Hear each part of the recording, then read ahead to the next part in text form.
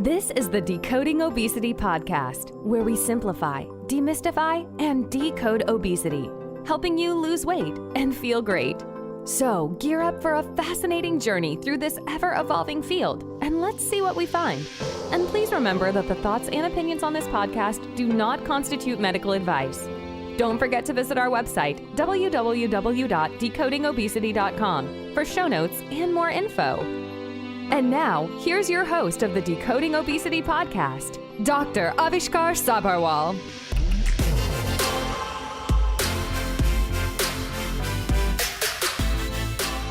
Hi friend, welcome to this episode of Decoding Obesity. Exercise is an essential part of overall health, but it is also important for obesity. We had Jessica Callear on the previous episode, talk about how to increase physical activity in children. We've often seen ads for gyms and other exercise programs, promising the moon with all the testimonials to back them up. But what is the truth?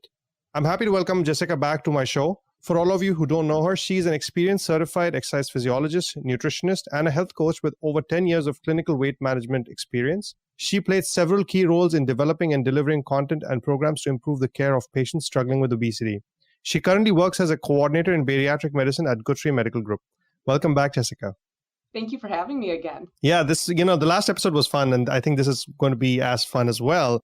Let's talk about, this physical activity and the whole confusion about exercise, physical activity. Let's start by defining, some of the basic terms that we use to kind of describe physical activity. What does energy expenditure mean? What is TDEE, BMR, RMR, TEF? These terms are thrown around everywhere. What really are these? So the big thing we look at, and we'll start with BMR and RMR, because really those are the things you hear the most. And what do they mean? So BMR is basal metabolic rate, and then RMR is resting metabolic rate, which essentially they're exactly the same. You'll just see one used versus the other.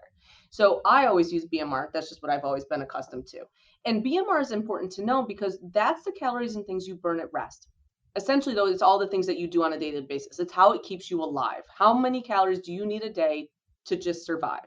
And then we start to calculate different things into it. And that's where you see TDEE, total daily energy expenditure.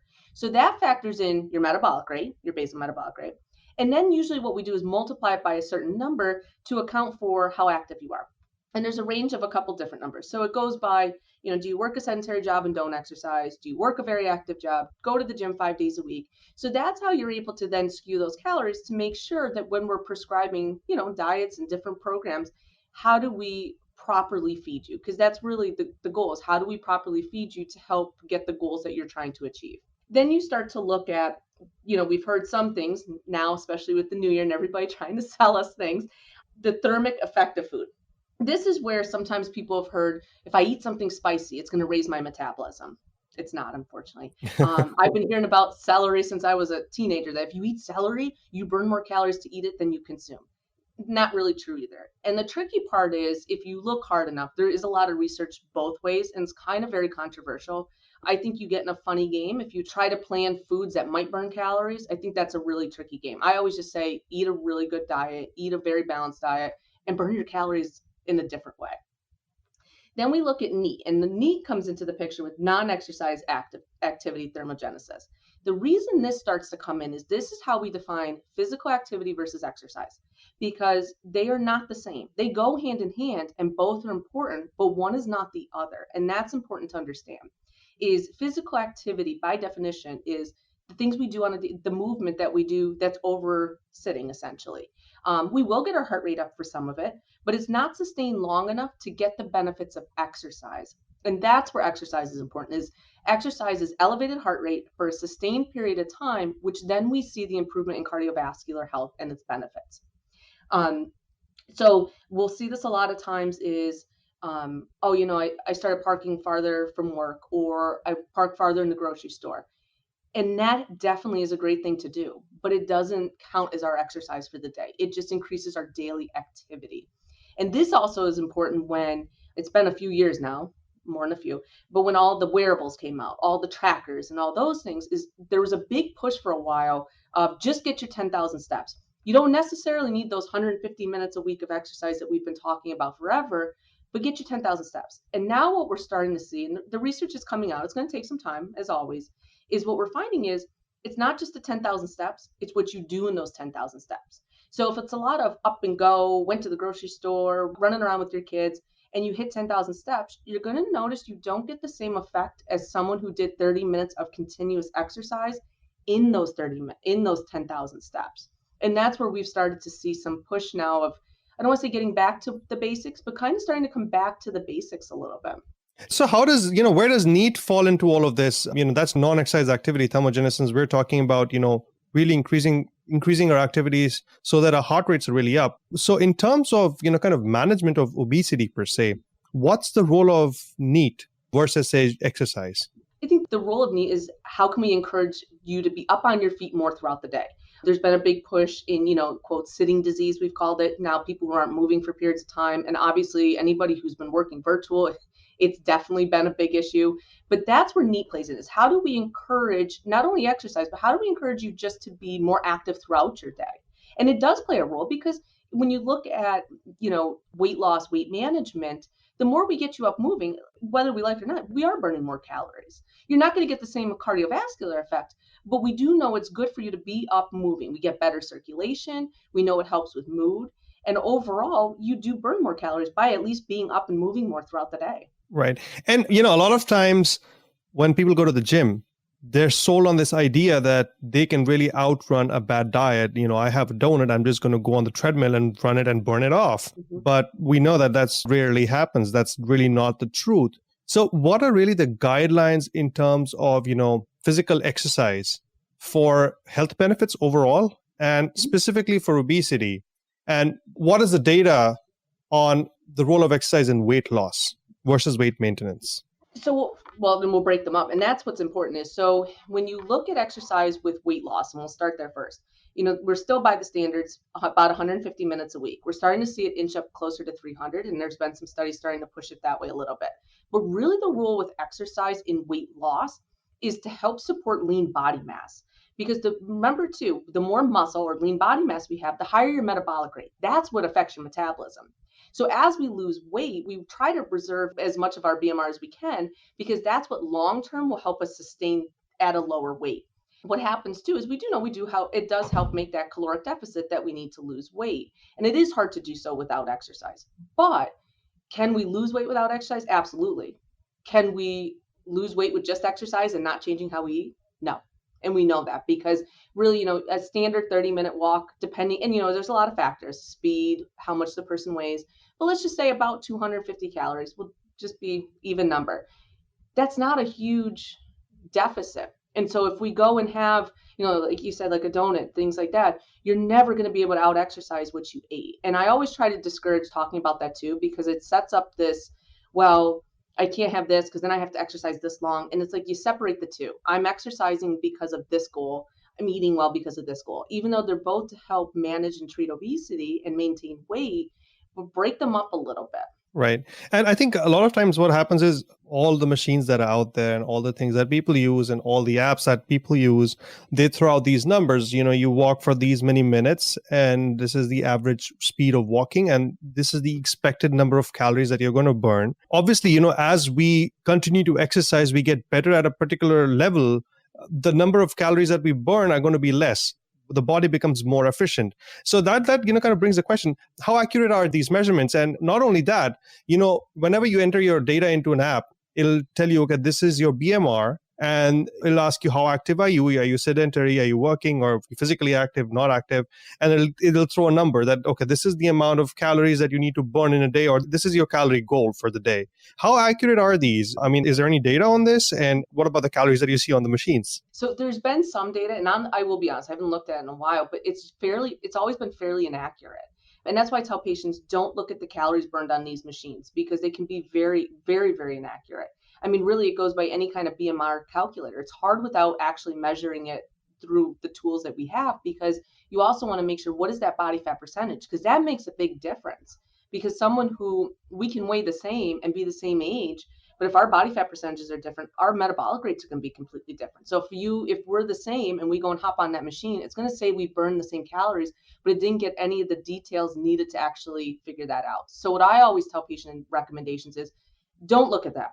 Instead, you set your goals. How long am I able to go for? And how hard can I work during that time? So, and by being able to push yourself and looking at those, that's how you actually grow instead of focusing on some number that we know is actually fairly inaccurate. Right. So I don't think we should get hooked onto the numbers that we see on the machines. I think it's really about listening to your body and kind of going by what your body says. But how much would be too much, or how do you set the goals when you go out there? I think looking at where you're starting from, that's a conversation I've always had with patients is, when's the last time you've exercised consistently? If ever, what are you able to tolerate? If you were to go for a walk right now at a good pace, how long can you go for? Because a lot of times too, we have to be careful on how we recommend exercise because we know the standards 5 days a week, 30 minutes, but I've had, over the 10 years, a lot of patients who they can only do 5 minutes at a time. Meet them there. Because if I tell you to go do 30 minutes 5 times a week and you can only walk for 5 minutes, either they're never going to try because they know they can't do it, or they'll try it once and they're never going to do it again because they're defeated. So really having that conversation of what do you think you can do now? And then you start to increase it as their ability increases as well. But you'll also gain their trust. And then you also get that they'll feel accomplished because really what you're looking for is you want them to feel good when they're done because you want them to do it again the next day. And even sometimes and I'll tell them all the time, like, remember too, they'll say, well, what's 5 minutes going to do? And I'm like, 5 minutes, 5 times this week, still 25 minutes. 25 minutes is still more this week than we've done. And it's a starting point. It's not forever. But when they're able to feel accomplished, it's amazing how much more they want to do because they feel good about themselves and they feel good doing it. Yeah, I was going to ask you, like, what's the minimum time that people should actually increase their physical activity for? Because a lot of times we want to set separate times for exercise, right? And we may not be able to find those times during our day. So how little do we need to do to actually start getting the benefits? I think that's very patient dependent and where they're coming from. But I always tell people, if you have your goals that, say I'm going to do 4 days a week or 5 days a week. And today, being a working mother myself, things fall apart sometimes. Okay, I couldn't get my 30, 45-minute workout I wanted today. I have 10 minutes. Can I do something in 10 minutes? Now, obviously, we can't always shortchange ourselves and hope for a different outcome, but it's still better than nothing. And what it does too is it keeps us consistent. So today may not have been perfect. It may not have even been remotely perfect, but I still did something. So when you look at that accomplishment of consistency and routine, it helps keep us there. And what are your thoughts on the compensatory hunger? I know there's some data that's kind of conflicting, and some data points towards the increase in hunger with increased exercise. I know I've experienced that. Like, I feel famished and I really want to eat the whole day. But what are your thoughts on that, and how do you help patients with that? I think it definitely happens. And I know there's certain days of my programming that I'm hungry all day long because it was that hard of a workout. And I think it really goes back to, good balanced nutrition. Are we getting enough protein? Because we know the protein helps support hunger. Are you getting enough healthy fat? Are you getting non-starchy veggies? That's a big thing. It helps fill us up. It takes time to digest. But I really think getting back to, are you getting enough protein? Are you getting enough veggies? Are we getting enough water? Because if we're doing that, it will help control our appetite. Right. And sometimes too, if it's been a really hard workout and you're a little hungrier, it's okay to eat a little bit more that day. But I will say if you have really good balance of those macronutrients, you do a much better job controlling your hunger. We're not trying to eliminate it because you need to eat, but just doing it so that we're not all of a sudden getting done working out and wanting to eat the house. Right. So it's not like I did my bit and now I get to splurge. It's about kind of still having the balanced nutrition to kind of fuel the body for a healthier you. Mm-hmm. And I think it goes back to consistency too. And depending on what a patient's working through and their level of intensity of workouts too, is staying consistent every day. Because what you'll also find too is patients will go and cut themselves lower on days they're not exercising because they view it as, well, I'm resting, I'm not burning any calories. So now when they do exercise, they're already in a sharper deficit than they should have been. So now they're more hungry. So it's being very consistent every day, whether you have exercise programmed or not, because that recovery phase is just as important.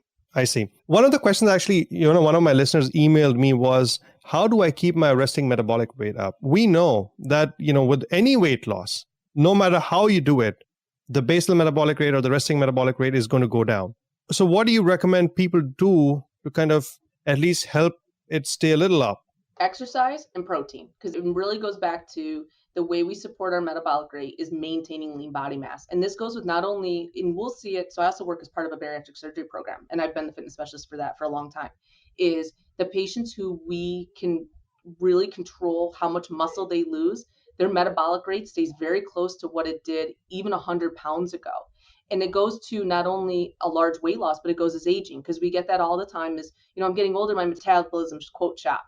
The only reason our metabolism comes down as we age is because we lose muscle mass. We're not as active. We're not doing the same things we were. So it really goes back to getting enough protein to support muscle mass and that good regular weight bearing activity. I see. And that will help keep the resting metabolic rate up to whatever extent the body can tolerate, right? The maximum Oh, possible. exactly. And we actually have used biologic competence scales, like higher end ones, and we can actually track this. And we do see this. If a patient's not exercising, not getting enough protein, we will see their metabolic rate drop. Where we've seen people lose 100, 150 pounds, and their metabolic rate's within 100 of what it was pre-surgical, which is really good. Right. Jessica, some of the programs that I've come across, and I don't want to name any programs, they talk about, being in the quote unquote fat burning zone. You get this X heart rate and you do this activity and you do this exercise and you're going to be in the fat burning zone and you're only going to burn fat. What's really the reality behind that? So it's tricky because there's so much research in such a variety of different ways.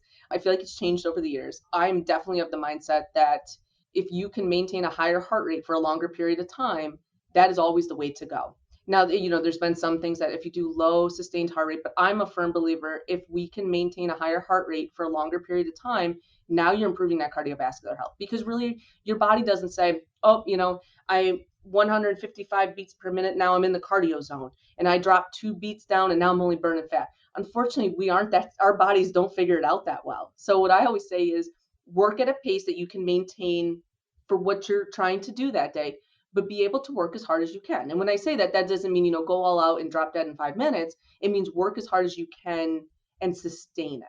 What are your thoughts on high intensity interval training? I mean, that's the other thing that has become kind of popular, work out for these many minutes and you still get the benefits of working out for longer. So what are your thoughts on that? I personally enjoy it. That's my method of exercise. I do work out a little bit harder, but I think it's very patient dependent too. So I think you also, everybody was being prescribed, all these HIIT exercises and all these kind of things. Does the patient enjoy that? That's one, because it is a different level of working out. We do know if you do higher level intensity exercise, the recommendations actually drop to about 75 minutes per week versus that 150. So we know you can be more efficient, but I think it's very patient specific. We have to look at what are their comorbidities. Is it safe for that patient? And I think we've gotten a little away from what a HIIT actually means. So not every interval workout is a HIIT workout. And that's the difference but if a patient enjoys that higher intensity and can safely do it, I don't think there's anything wrong with it. But I think it's really, once again, having that conversation with their patient and seeing what's best for them. Because there's a lot of patients I worry about their joints. We worry about their cardiovascular health, being able to maintain that. So I think it's being the person looking at the bigger picture with the patient. Right. You had mentioned about 75 minutes, and then we had talked about 150 minutes, and then we had talked about 300 minutes. I just wanted to put this into perspective for, what it actually means per day. So, 150 minutes means about 30 minutes a day, 5 days a week of exercise, right? And what we see for weight maintenance is now it's going up to 300 minutes. That would mean about an hour of exercise a day, which is a lot of exercise that needs to be done. Just to put everything into perspective, for people who think that they can outrun a bad diet. And this is also not for like a substantial weight loss, it's kind of to prevent weight regain from occurring. So that's a lot of exercise that you need just to prevent the weight regain from occurring. Just to put, the numbers into perspective, if you look at the whole week and you say 300 minutes may not look too much, but it's actually about an hour a day, and it's just to prevent the weight regain. And like you mentioned, 75 minutes is for, the higher intensity interval training. What are some of the myths that you've come across from your patients about going to the gym, physical activity, exercise? I know something that I've heard is, doc, if I do this, I'm going to convert my fat into muscle. Oh, yes, that's one. And that goes hand in hand with fat weighs more than muscle. So we still hear this all the time. So remember too, one can't turn into the other. So what we see is, as we decrease body fat, increase muscle, we'll see those fat cells shrink, but one never turns into each other. And I always use the analogy that, my lung cell all of a sudden doesn't become my liver cell. They just don't happen that way, unfortunately. And it goes to the muscle weighs more than fat. And thank God we have models in the office, and it's nice to show what they look like. Because I always use the example, I love analogies. So I'll use, if I have 1 pound of bricks and 1 pound of feathers, they both weigh a pound. 1 pound on a scale is 1 pound, but it's how they're distributed. Muscle we know is very tight and fat is loose and fluffy. And it's the same thing why we can't just go by height and weight and BMI standards, is because we don't know where's that weight coming from. Are you 50% body fat or are you 25% body fat? We can weigh exactly the same, but that's going to dictate our health outcomes differently. Right. And what are the other things that people talk to you? I mean, this is the most common thing that I've come across. Are there any other things that people come to you and tell you and you're like, okay, no, this is not it. This is the reality. I think there's so many different things. You have, in the gimmicks, you have, people wearing these belts that make your waist sweat more. You're just going to sweat more. What other ones? There's a lot of gimmicky kind of programs. And if you do things in a certain way, and what we're starting to find is if you just go back to the basics, we'll be okay. But it's hard because they promise the world. And let's be honest, I do enjoy exercise more than most, and I get that. But if I didn't have to necessarily do it every day and there was a quicker, easier way, I'm not going to say I might not try it too. So I think it's targeted because exercise sometimes is hard. It is work. So we kind of get a little targeted in all these gimmicky kind of things. Trying to find the easier way out. Unfortunately, there is no easy way out. I read a thing and I can't remember, I read it the other day, one of my studies and stuff, and it said, if exercise was able to be a pill, it actually would be the most prescribed pill we would actually prescribe because the benefits of it are just that great. It's just hard to do it. It's a hard pill to swallow at this point in time, I would say. What are your final thoughts before we end this session? I think my biggest focus for people is meet the patients where they're at and have that conversation, because if they leave empowered, you have them right from the get-go. I think really too, to encourage strength training. I can't say that enough. The more we can maintain or improve their muscle mass and lean body mass, not only do we do a better job helping them lose body fat and improving their body fat percentage, but we do a better job maintaining weight long-term without as much hard work, which is really important long-term. And then my final one is consistency. It does not ever have to be perfection. None of us are perfect, unfortunately. How do you just get people to stay consistent and recognize it's not all or nothing? Hey, today you didn't get your 30 minutes in, but you got 15. Fine, go with it. Tomorrow's a new day. Okay, that's very insightful. Thank you so much, Jessica, for joining me and, really taking a deeper look into exercise and physical activity, especially as it pertains to obesity. Well, that's all we have time for today. Thank you so much, everyone, for tuning in. I'll see you all next time. You've been listening to the Decoding Obesity podcast. Please remember, the information in this podcast should not be used in any legal capacity whatsoever. The thoughts and opinions expressed on this podcast are solely of the host and his guests and do not constitute medical advice. Views and opinions on this show do not necessarily represent the views and opinions of any organization. And that brings us to the end of the show. Thank you so much for listening in. Don't forget to visit our website, www.decodingobesity.com, for show notes and more info. And if you've enjoyed this episode, please feel free to rate, review, and subscribe on your preferred podcast listening platform. We really appreciate that effort. Until next time.